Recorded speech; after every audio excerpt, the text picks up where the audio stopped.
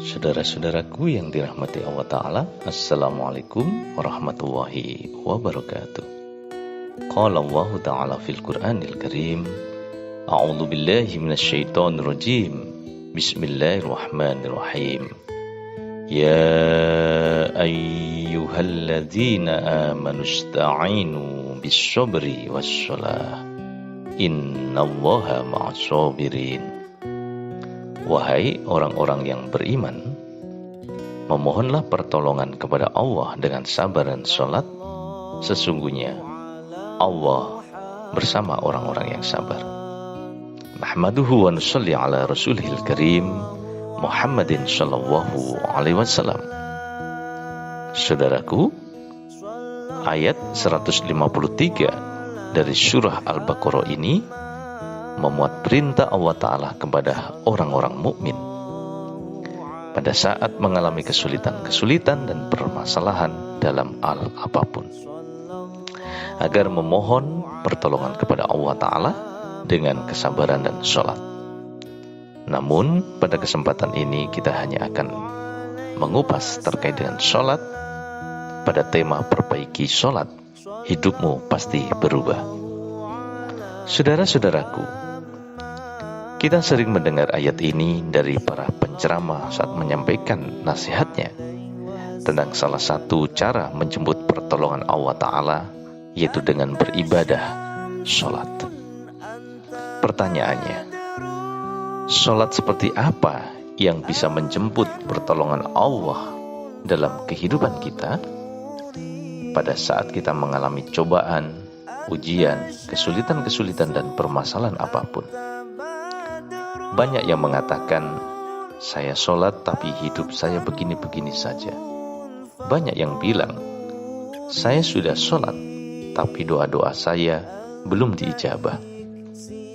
Saya sudah sholat tapi permasalahan saya ada saja, tidak berhenti, belum dapat teratasi. Saya sudah sholat tapi kok sering dapat musibah dalam hidup saya, dan sebagainya dan sebagainya. Saudara-saudaraku, kita dalam hal ini perlu belajar sholat seperti apa yang bisa menghadirkan pertolongan Allah Ta'ala secara khas, secara istimewa. Tentunya sholat yang dicontohkan oleh Nabi kita Muhammad Sallallahu Alaihi Wasallam, Shollu kama ra'aitumuni usolli. Sholatlah kalian sebagaimana kalian melihat aku sholat. Dan kita upayakan mampu mencapai taraf qurratu aini fis sholah, kesejukan jiwaku, batinku, dan aku dapatkan suatu kelezatan, kenikmatan hidup di dalam sholat-sholat. Tentunya sholat yang dikerjakan oleh Nabi kita Muhammad SAW penuh dengan ketenangan, penuh dengan penghayatan dan kekhusukan.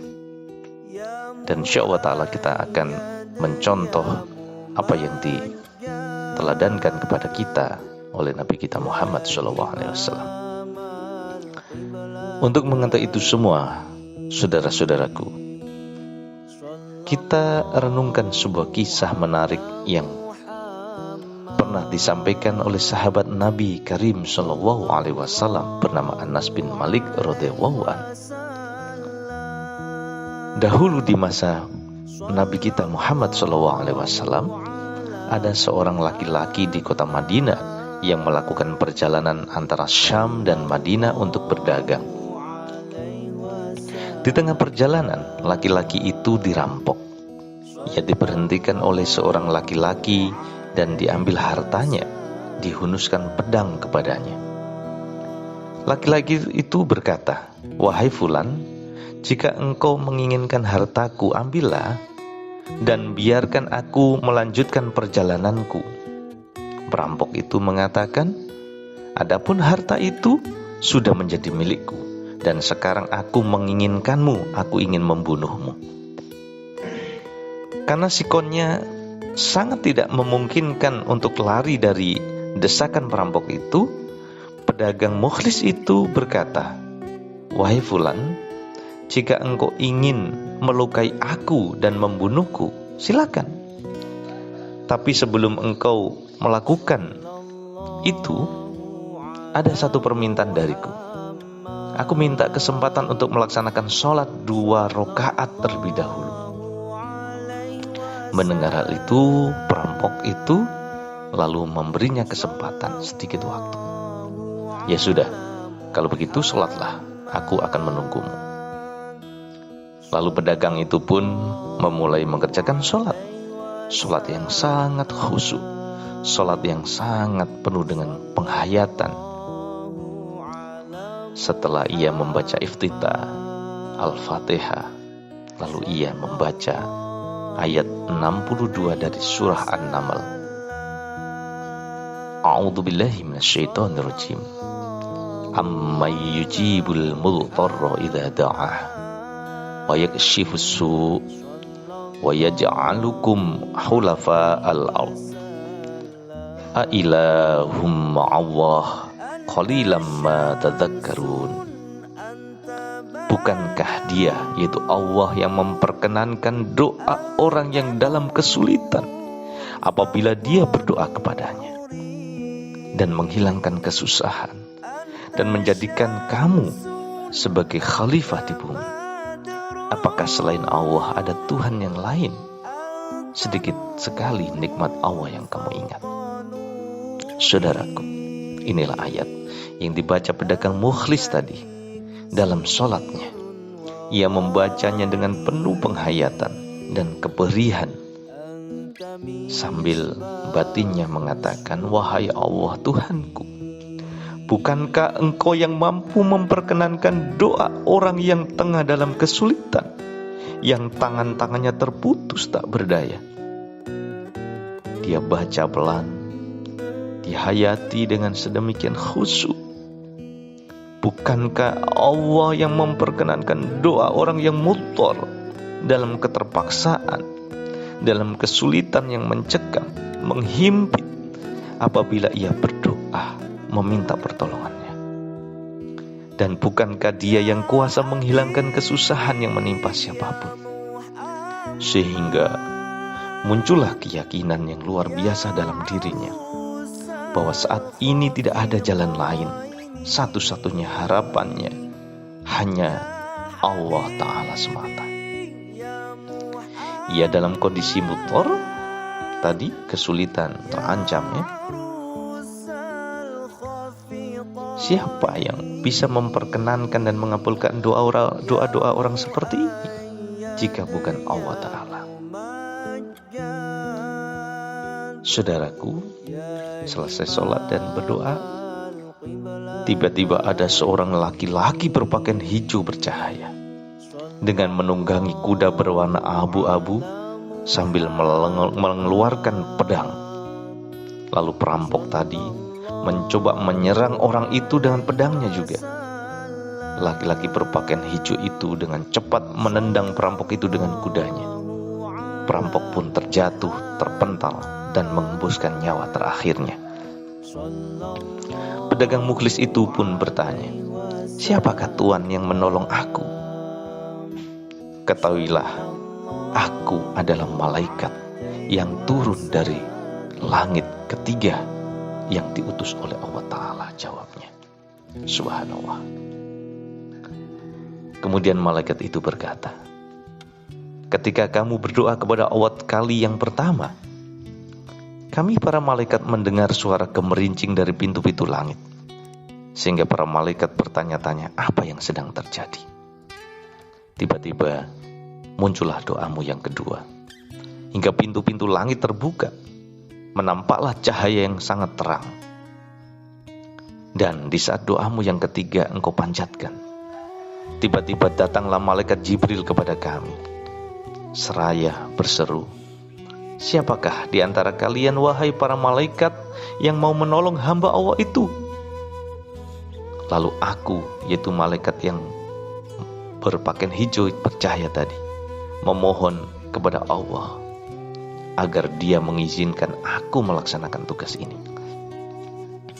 Lalu ia berkata, wahai hamba Allah, ketahuilah, barang siapa yang berdoa dengan doa yang engkau baca ini disertai keperihan dan kesedihan, penderitaan, kesulitan, kesusahan, maka Allah akan melepas dari kesulitan-kesulitan itu, akan melepaskan dari semua itu, dan akan menolongnya dengan cara istimewa.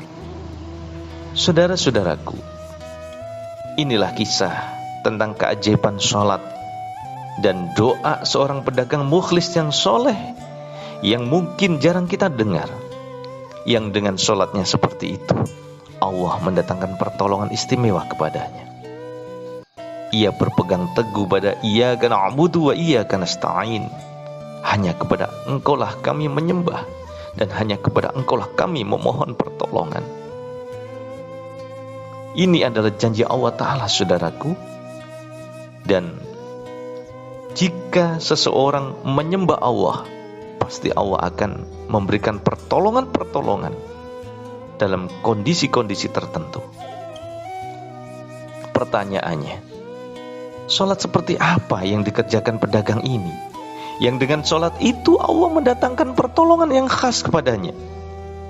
Rahasianya adalah karena ia mengerjakan sholat dengan ihsan. Tentang ihsan ini kita teringat dengan sabda Nabi kita Muhammad SAW, anta abudallah ka'annaka tarahu fa illam takun tarahu fa innahu yarak. Jika engkau sedang beribadah menyembah Allah, sedang sholat, maka kerjakanlah seolah-olah engkau sedang melihat Allah. Dan jika engkau tidak bisa melihatnya, maka yakinlah bahwa Dia sedang melihat dan memperhatikan engkau. Inilah taraf atau maqam tertinggi seseorang dalam sholat-sholatnya, seperti yang dilakukan, yang dialami seorang hamba yang berprofesi sebagai pedagang tadi. Saudara-saudaraku, di sini Nabi suci Muhammad SAW mengajarkan kepada kita sholat yang langsung terkoneksi dengan Allah Ta'ala. As-sholatu sillatun. Sholat itu adalah sarana berkomunikasi seorang hamba dengan Tuhannya, terkoneksi dalam yakin dan iman, sampai kita seolah-olah melihat Allah Ta'ala. Lalu dalam kondisi sholat yang demikian itu,